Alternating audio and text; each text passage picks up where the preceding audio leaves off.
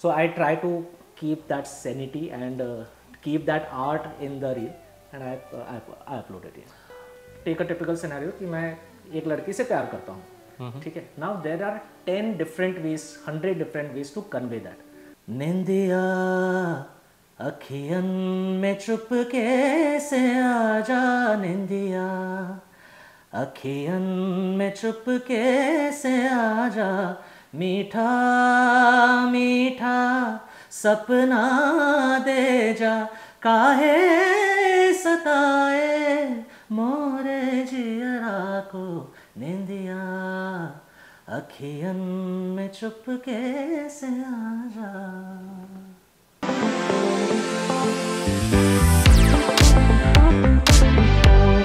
Hello everyone, this is Shreyas. Can we टॉकच्या आजच्या ह्या एपिसोडमध्ये तुमच्या सगळ्यांचं पुन्हा एकदा स्वागत. आज ह्या एपिसोडमध्ये आपण एका अशा कलाकाराला भेटणार आहोत जो एक सिंगर आणि कंपोजर आहे. So let's welcome Kshitij Tare. Hello. So Kshitij, welcome on the show. Thank you Shreyas. And to start with मुझे ये पूछना है आपसे, आणि आजचा एपिसोड आपण थोडा इंग्लिशमध्ये करणार आहोत, तर सबटायटल्स बघायला विसरू नका आणि पूर्ण एपिसोड नक्की बघा. So coming back to you, की how did you start your journey as a singer and a composer? Okay, so I started learning at the age of 5. I'm basically from Kota, Rajasthan. Okay. And so I started at the age of 5 learning from my first guru Mahesh Chandra Sharma ji.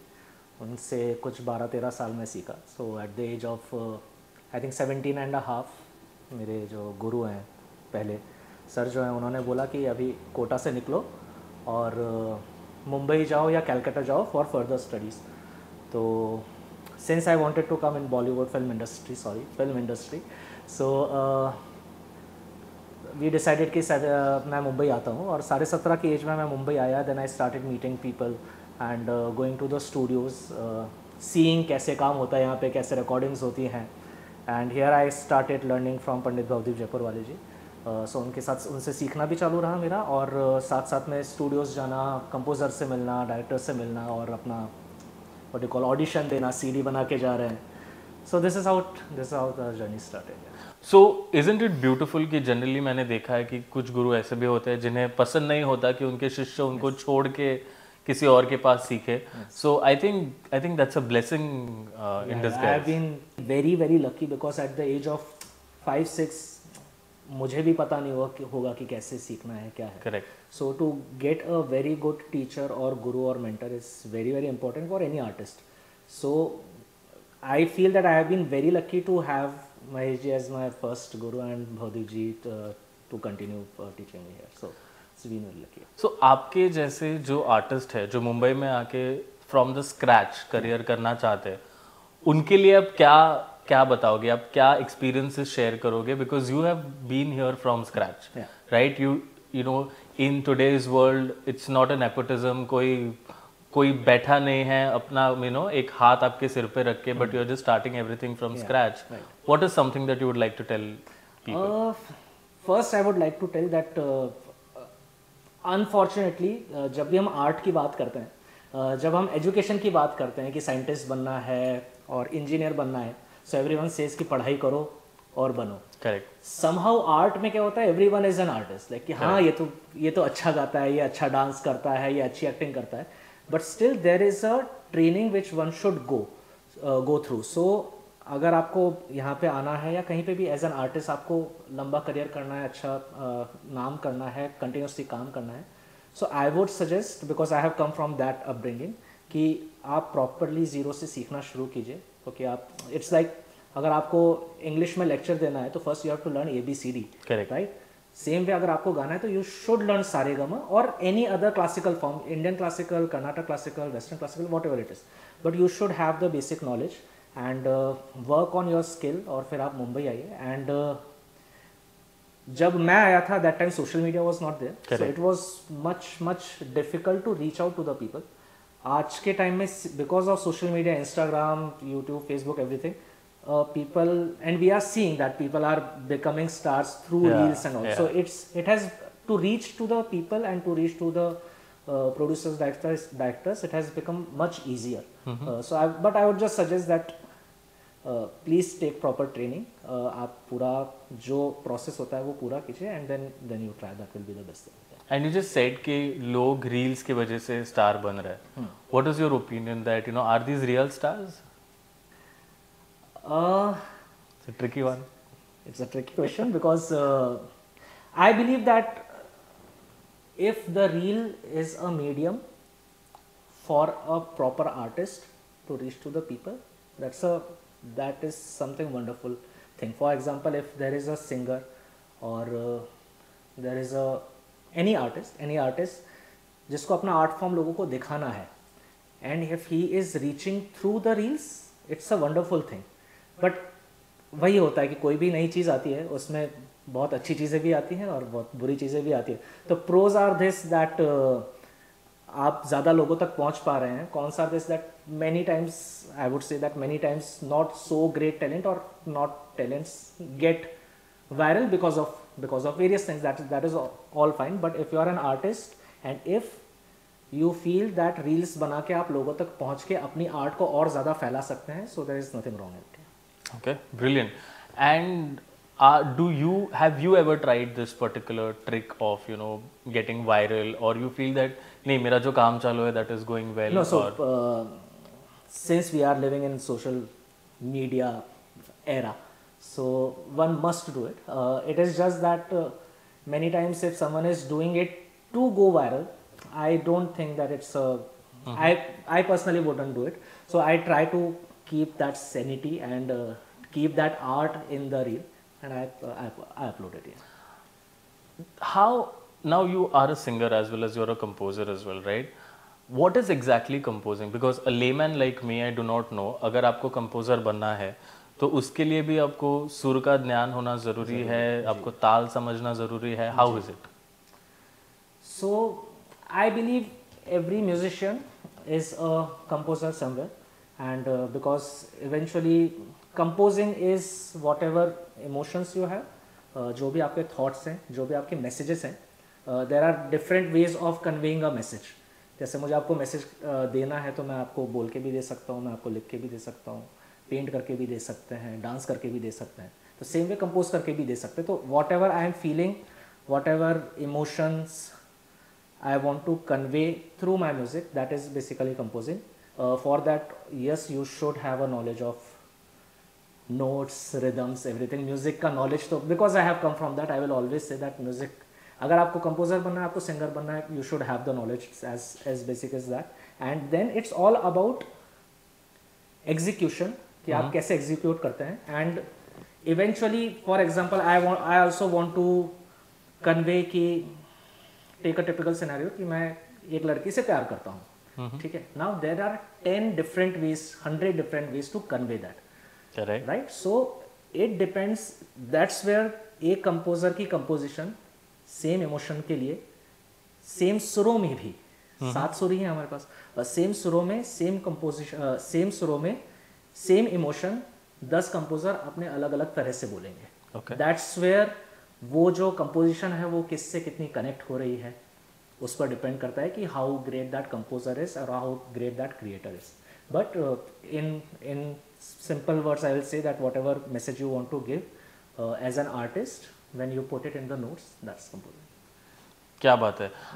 आपकी कोई ऐसे compositions है जो शायद आप हमारे audience को और आपके फैंस को शायद सुनाना चाहे? I would like to sing one lullaby लोरी, जो मैंने मेरे बच्चों के लिए लिखी थी, and I will sing that please.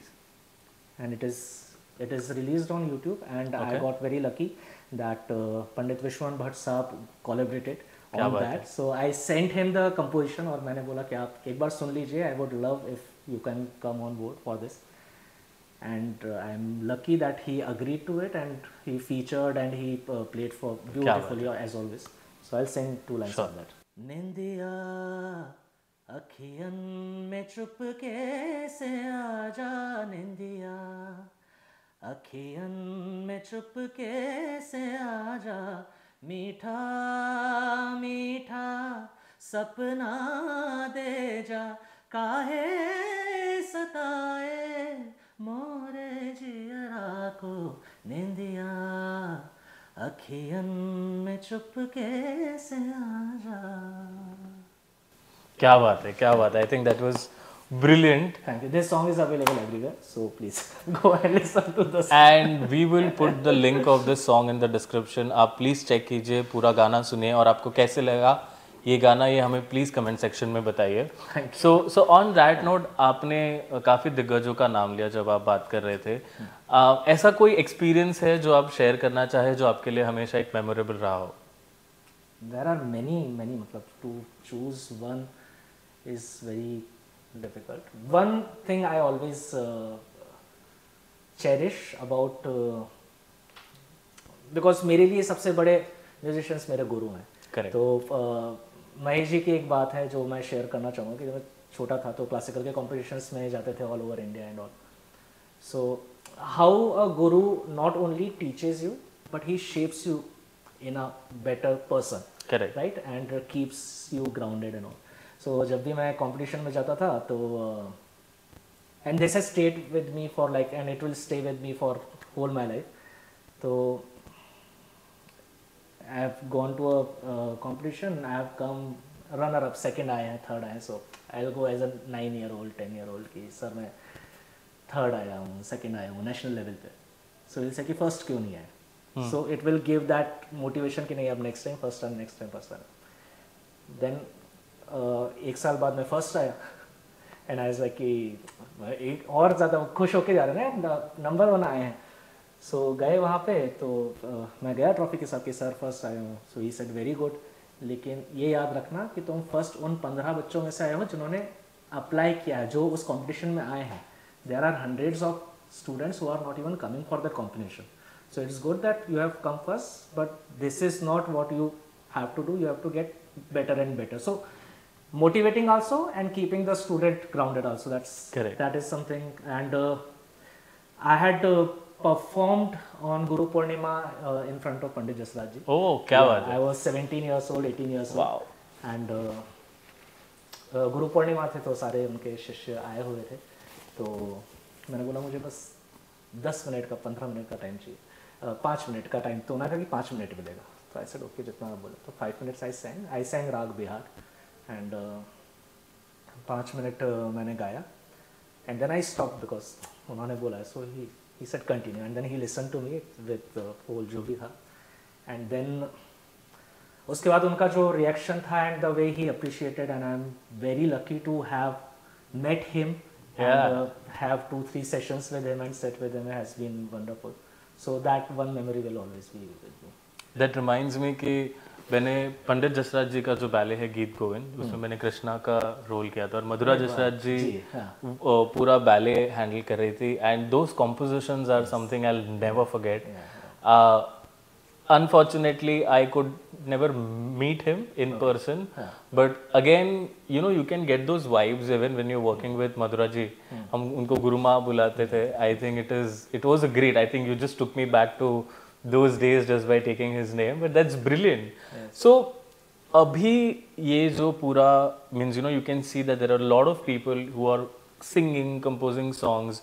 Do you feel that it is a competition? Do you feel a part of this competition, or do you feel that whatever you're doing, you are happy in your own space? Frankly, जब आप start करते हो तो competition का तो रहता ही है कि यार इससे बेटर करना है, इससे बेटर करना है, इससे बेटर करना है. बट जैसे जैसे आप आगे बढ़ते जाते हैं, you realise that every artist is doing their own work and there is technically there is no competition as far as technically there is no competition. You just want to do, because as I said that eventually it is the artist's desire कि मेरा जो thought है, मेरे जो emotions हैं, that I want to share with people. अभी उसमें कोई गाना हिट हो रहा है, कोई गाना नहीं चल रहा है, कोई गाना सुपर हिट हो रहा है. There are many aspects of it जिसकी वजह से वही चीज़ें होती हैं. आपके हाथ में केवल इतना है कि आप अच्छा कंपोज करो, आप ईमानदारी से उस पर काम करो, ईमानदारी से you put it out. After that, what happens with the song, it's destiny. No one can control that. So there is I will say there is no competition, but it's always good to see what other artists are doing and get inspired by that.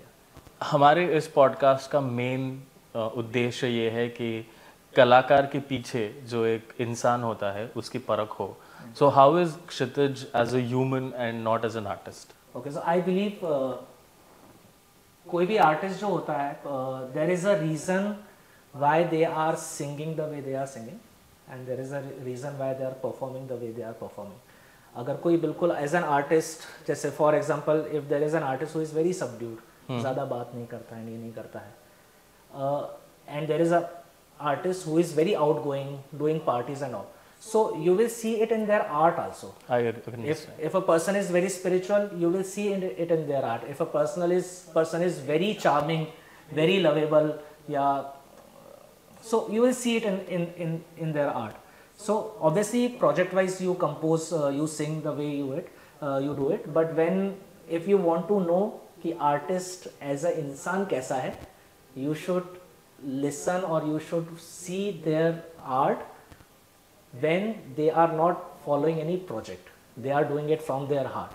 That is how that artist as a person is. That's brilliant. I think I can completely relate to it because being a dancer, I think आपका जो स्वभाव होता है वो आपके art में दिखता है.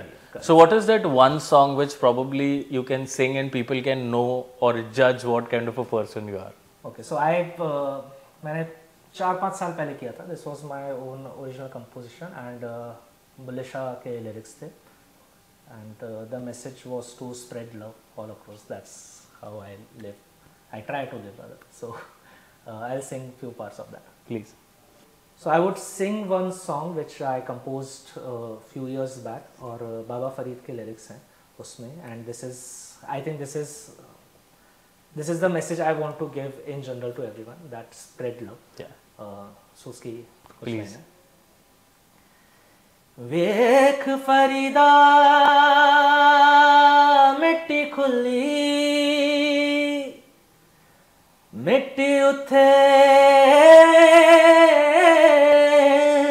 मिट्टी डुली, मिट्टी हसे मिट्टी रोए, अंत मिट्टी दा मिट्टी होए. मिट्टी हसे मिट्टी रोए, अंत मिट्टी दा मिट्टी होए. ना कर बंदिया मेरी मेरी, ना है तेरी ना है मेरी, ऐ 4 दिना दा मेला दुनिया फिर मिट्टी दी ढेरी. बंदिया बंदिया बंदे बंदिया, बंदिया बंदिया बंदे बंदिया, चाहे जो तू कमाना इश्क कमाओ बंदिया.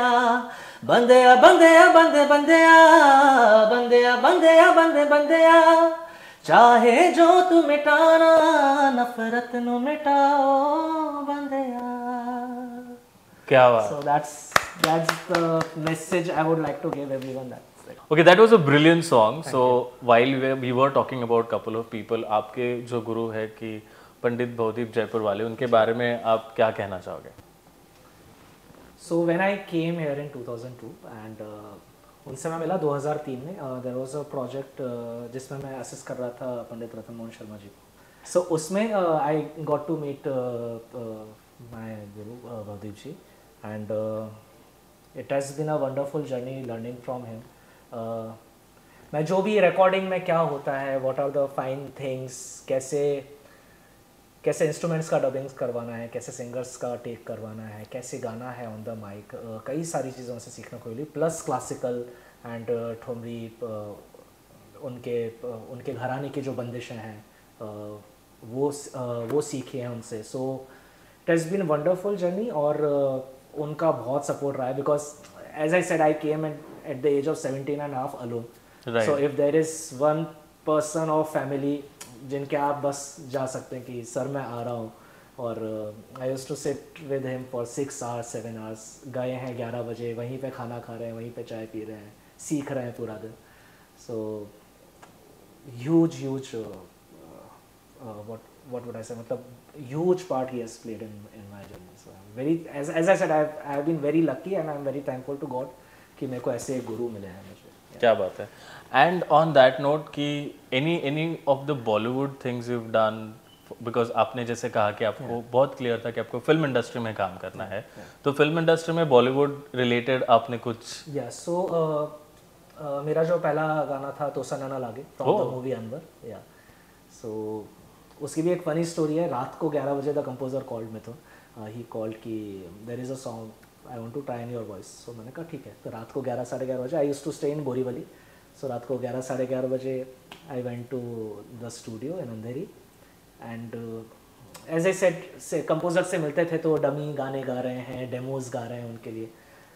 So I went to the studio, I think 11:30 or something, and I heard the song. I sang the song, and in an hour or something, the director producers came, and they heard the song. They said approved, and I was like कि मतलब ये क्या था, मतलब पूरे इतने साल से मैं गाए जा रहा हूँ, डेमो गाए जा रहा हूँ, in a hope कि अच्छा ये वाला गाना फाइनल हो जाएगा, अच्छा ये वाला गाना फाइनल हो जाएगा, and nothing was getting finalized. And this time I just went कि चलो बुलाया तो we have to go. So I went and sang, and that got released and got popular. So Absolutely. I'll sing few lines of that. Please, please. तो सनना लागे मिली रोशनी,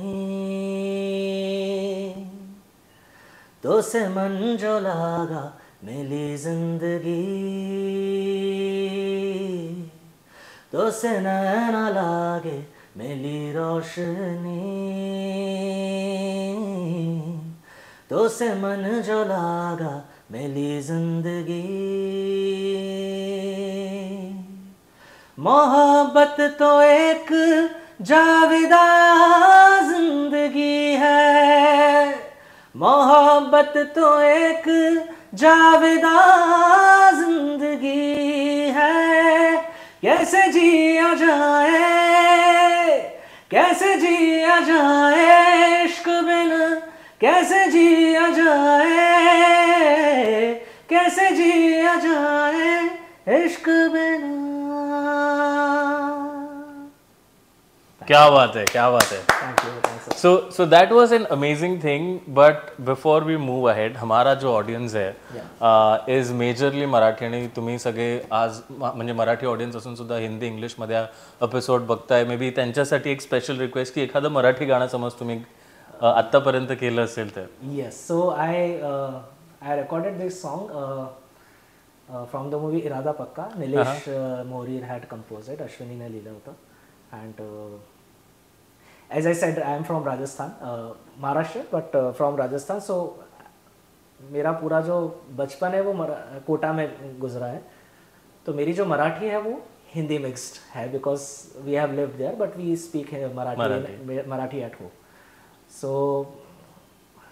और मेरी mummy, माझी आई खूप मराठी नाटकं आणि मराठी सिरियल्स, मूवीज खूप खूप शौक आहे. So she always use to say की एक गाणं तू मराठीमध्ये पण गा, सगळे हिंदीमध्ये करतो. तो आय सेड की whenever the opportunity comes obviously I will sing. So this was the song from Irada Pakka. Siddharth Sidhu was there and Sonali as an actress. So I will sing that. भिजून गेला वारा, रुजून आल्या गारा, बेभान झाली हवा, पिऊन पाऊस ओला.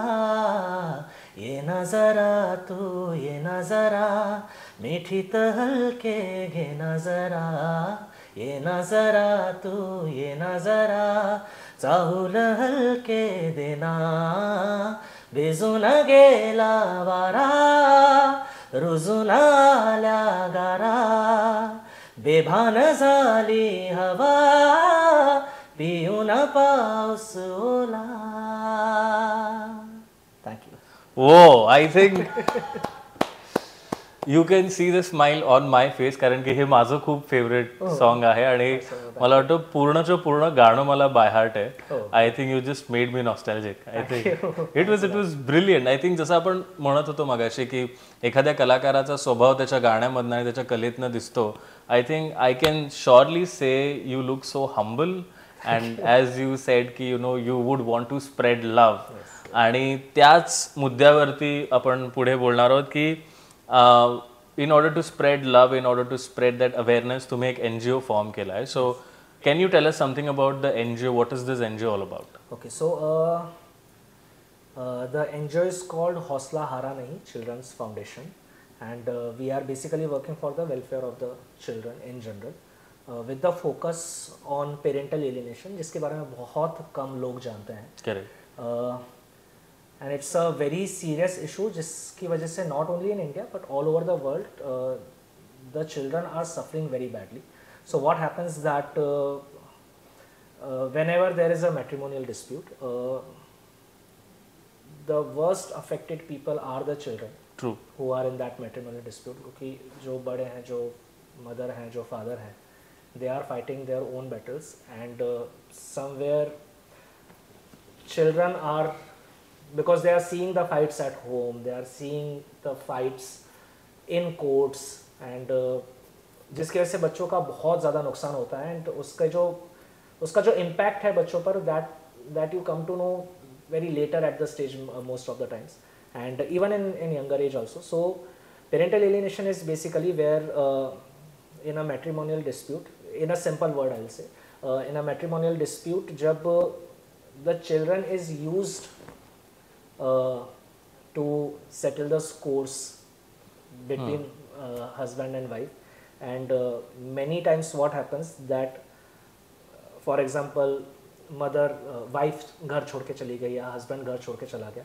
सो बच्चा जिसके भी साथ रह जाता है, मदर या फादर के साथ, they get used as a pawn in fighting those court cases battle. That's why where you see custody cases कि बच्चा किसके साथ रहेगा. I will give you a very good example जिस पर एक बॉलीवुड फिल्म भी बनी थी, which I saw and I think whole India saw as a entertainer, which was Chachi 420. Correct. What was the story about it? Story was about that Kamal Hassan wants to be in her daughter's life, and he is not allowed to. So he is going to court. They are fighting the custody case, and eventually he just वो चाची बन के और वहाँ चला जाता है. So in all these things, you have to think first and foremost. You have to think from a children's perspective, and उसमें क्या होता है that आप सोचिए ना, 5 साल का बच्चा है, 6 साल का बच्चा है, 10 साल का बच्चा है. He is living in a house कि मम्मी पापा है, and suddenly one day either mother takes the kids कि मैं ले जा रही हूँ, या father says कि नहीं अब बच्चे मेरे साथ रहेंगे. And mother and father are the pillars of a child's life. आपने एक पिलर हटा दिया उसमें से, राइट. सो आपने एक पिलर हटा दिया तो उस बिल्डिंग का क्या होगा, राइट. सो इसमें सबसे ज़्यादा इफेक्ट जो होता है, जो आगे जाके देखने को मिलता है, there have been many studies where single parent household में जो बच्चे होते हैं, उनको आगे जाके काफ़ी अलग अलग तरह से तकलीफ़ें होती हैं. It is there is a lot of data and scientific research on this. So our aim is to create the awareness on parental alienation and tell the people that yes, there might be fights between husband and wife, but please don't use children into it.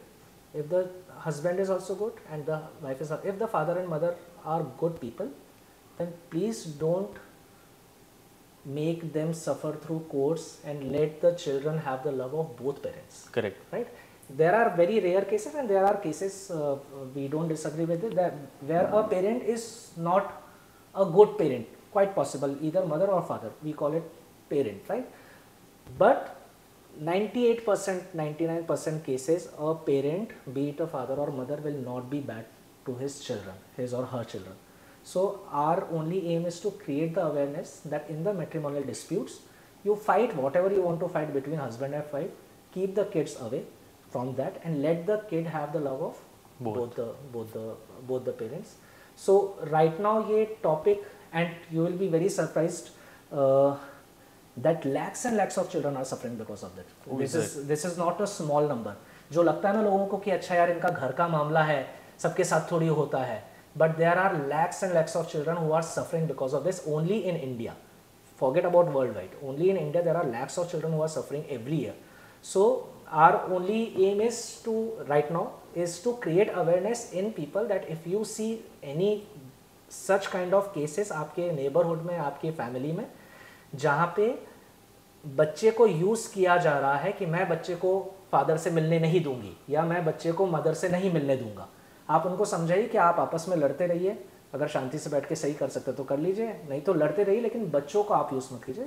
Kids deserve the love and affection of both the parents. So this is what we are trying to do through social media campaigns and all that.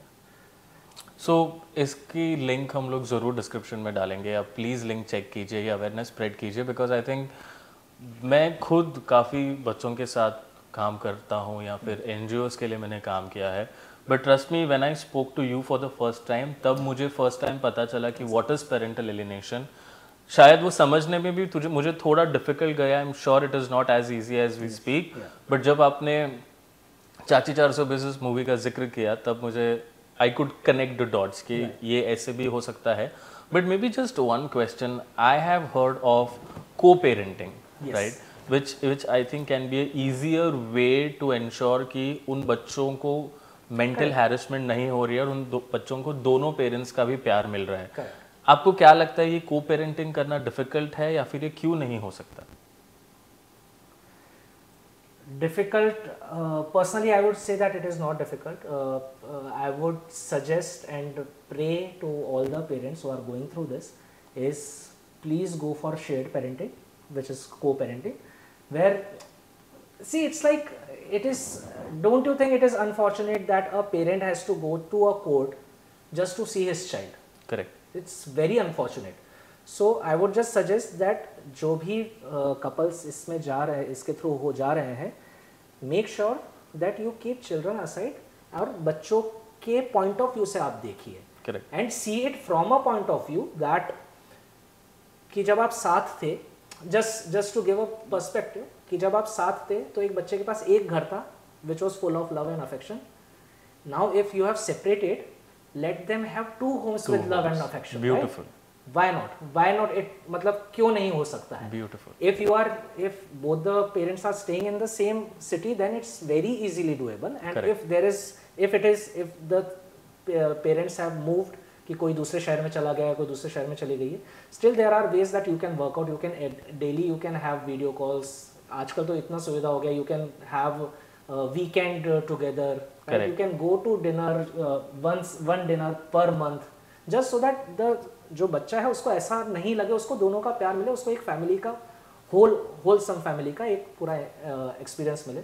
So shared parenting is what should be done when there is parental alienation. The best thing is to go for shared parenting so that बच्चों का जो भी नुकसान हो सकता है, there are lot of hidden things, mental things, emotional things, Absolutely. physical things. You have to have two people to raise.